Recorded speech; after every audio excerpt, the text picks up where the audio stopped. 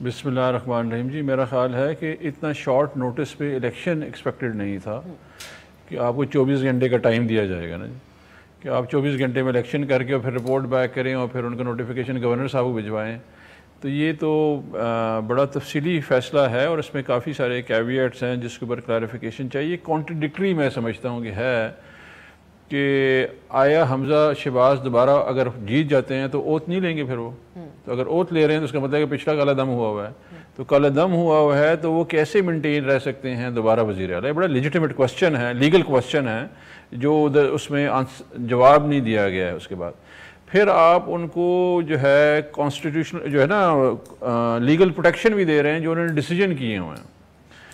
तो इसमें मेरा ख़्याल है कि बड़े सारे जो है क्वेश्चन हैं जो मेरा ख़्याल है कल supreme court I am sure के जवाब दे देगी और उसमें जब क्लैरिटी आ जाएगी। देखें, इसमें एक बड़ा रोल है कोर्ट के अलावा ना इलेक्शन कमीशन का भी रोल है जी। इलेक्शन कमीशन का काम था कि हमारे जो वो भी कोर्ट ऑर्डर है कि आप हमारे जो 5 रिज़र्व सीट्स हैं उसके ऊपर आपने